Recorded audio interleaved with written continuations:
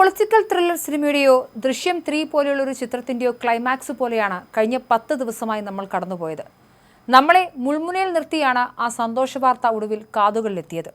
UDFിൻ്റെ വിജയവേദിയിൽ നടൻ സലിംകുമാർ സംസാരിച്ചു തുടങ്ങിയപ്പോൾ സദസ്സിൽ നിന്നും ഉയർന്നത് വൻ കയ്യടി.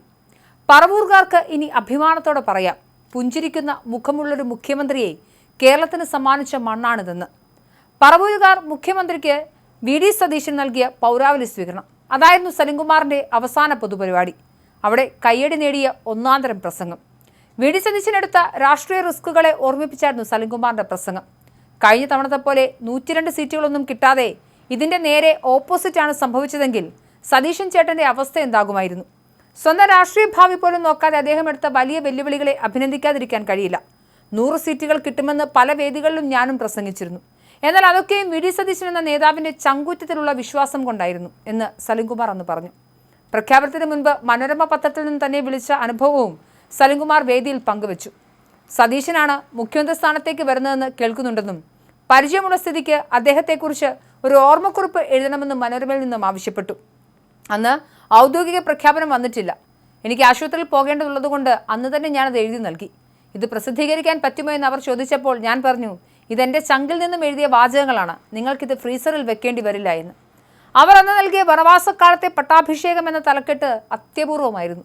സത്യത്തിൽ അത് തന്നെയാണ് ഇവിടെ സംഭവിച്ചത്. വനവാസത്തിന് പോകാൻ നിന്നവരെ നിർബന്ധിച്ച് പട്ടാഭിഷേകം നടത്തിയ ഒരു കൂട്ടം ജനങ്ങളുടെ സായുജ്യത്തിൻ്റെ കഥയാണ് ഇന്ന് നമ്മൾ കാണുന്ന VD സതീശൻ.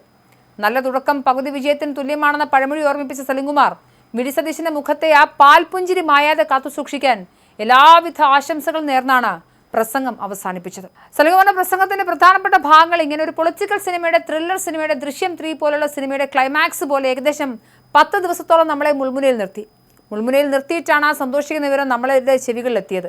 ഏതായാലും നമ്മൾ പറവൂറുകാർക്ക് അഭിമാനത്തോടു കൂടി പറയാം, ഒരു പുഞ്ചിരിക്കുന്ന മുഖമുള്ളൊരു മുഖ്യമന്ത്രിയെ കേരളത്തിന് നൽകി എന്ന്. ഞാനിപ്പോൾ ആലോചിക്കുന്നത് നേരെ ഓപ്പോസിറ്റ് ആയിരുന്നു എന്ന് കരുതുക. നേരെ ഓപ്പോസിറ്റ്. 102 സീറ്റില്ല. കഴിഞ്ഞ വർഷത്തെ പോലെ സീറ്റുകൾ വന്നാൽ സതീശൻ ചേട്ടൻ്റെ അവസ്ഥ എന്തായിരുന്നേനെ ഒന്ന് ആലോചിച്ച് നോക്കുക. അപ്പോൾ അത്രയും റിസ്ക് എടുത്തിട്ട് തൻ്റെ ഭാവി പോലും കണക്കാക്കാതെ അദ്ദേഹം എടുത്ത വെല്ലുവിളികൾ, അതിനെ അഭിനന്ദിക്കാതിരിക്കാൻ വയ്യ. ഞാൻ ഒരുപാട് സ്ഥലത്ത് പറഞ്ഞിട്ടുണ്ട്, 100 സീറ്റ് കിട്ടും, 100 സീറ്റ് കിട്ടുമെന്ന് എല്ലാ പ്രചരണ സ്ഥലങ്ങളിലും പറഞ്ഞിട്ടുണ്ട്. പക്ഷേ അതെല്ലാം VD സതീശൻ എന്ന നേതാവിൻ്റെ ഒരു ചങ്കൂറ്റം കൊണ്ടായിരുന്നു. വനവാസത്തിന് പോകാൻ നിന്നവരെ നിർബന്ധിച്ച് പട്ടാഭിഷേകം നടത്തിയ ഒരു പറ്റം ജനതയുടെ സായുജ്യത്തിൻ്റെ കഥയാണ് ഇപ്പോൾ ഇന്ന് നമ്മൾ കാണുന്ന Shri VD Satheesan. Well began is half done എന്നാണ് പറയാറ്. നല്ല തുടക്കം പകുതി ചെയ്തതിന് തുല്യമാണ്. അങ്ങനെയെങ്കിൽ നല്ല തുടക്കമായിരുന്നു, അതിമനോഹരമായിട്ടാണ്. ഇനിയുള്ള വർഷങ്ങൾ പോട്ടെ എന്ന് ആശംസിച്ചുകൊണ്ട് ഈ പുഞ്ചിരി, അദ്ദേഹത്തിൻ്റെ മുഖത്തുള്ള ഈ പുഞ്ചിരി, പാൽപുഞ്ചിരി അത് എന്ന് പറയാം, അത് മായാതെ തുടർച്ചയായി സൂക്ഷിച്ച് മുന്നോട്ട് പോകാൻ എല്ലാവിധ ആശംസകൾ നേർന്നുകൊണ്ട് വാക്കുകൾ ഉപസംഹരിക്കുന്നു എന്ന് പറഞ്ഞാണ് അദ്ദേഹം വേദി വിട്ടത്.